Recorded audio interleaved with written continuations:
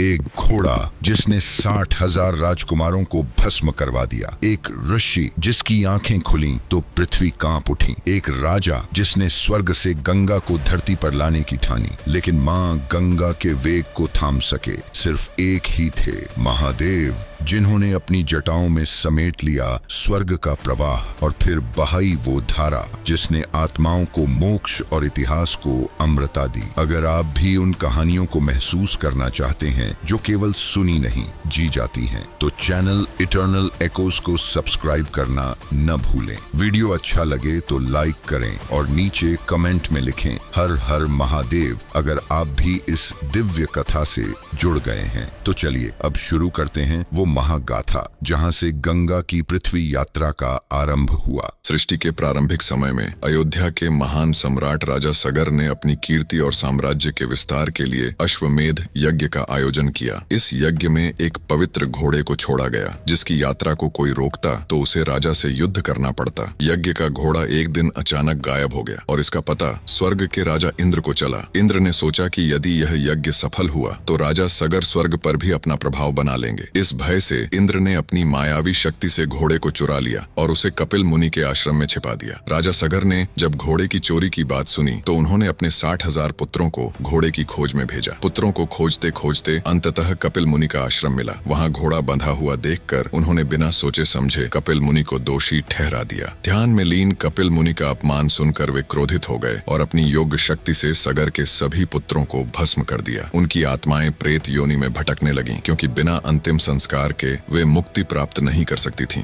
राजा सगर के वंशज राजा भगीरथ ने अपने पूर्वजों की आत्मा को मोक्ष दिलाने का संकल्प लिया। उन्होंने तपस्या की, पहले भगवान विष्णु को प्रसन्न किया और फिर गंगा को पृथ्वी पर लाने की प्रार्थना की। माँ गंगा प्रकट हुई और कहा, मेरा प्रवाह इतना तीव्र है कि पृथ्वी इसे सहन नहीं कर पाएगी। यदि मुझे धरती पर आना है तो महादेव की सहायता आवश्यक है। यह सुनकर भगीरथ ने कैलाश पर्वत पर जाकर भगवान शिव की कठोर तपस्या की। उनकी तपस्या से प्रसन्न होकर शिव ने गंगा की धारा को अपनी जटाओं में धारण करने का वचन दिया। गंगा स्वर्ग से पृथ्वी पर उतरने लगी और उनकी वेगवान धारा ने पूरी सृष्टि को कंपा दिया। महादेव ने तुरंत अपनी विशाल जटाएं खोल दी और गंगा को उसमें प्रवाहित कर लिया। गंगा की प्रचंड धारा जटाओं में फंसकर शांत हो गई। इसके बाद शिव ने अपनी जटाओं से एक पतली धारा को मुक्त किया जो भगीरथ के पीछे पीछे चल पड़ी। भगीरथ गंगा को कपिल मुनि के आश्रम तक लेकर गए। गंगा के पवित्र जल ने सगर के पुत्रों की आत्माओं को शुद्ध किया और उन्हें मोक्ष प्रदान किया। यह घटना पृथ्वी के इतिहास में एक महान क्षण था, जहाँ गंगा ने न केवल राजा भगीरथ के तप का मान रखा बल्कि सगर वंश के आरण को भी उतारा। वीडियो अच्छा लगे तो लाइक करें और नीचे कमेंट में लिखें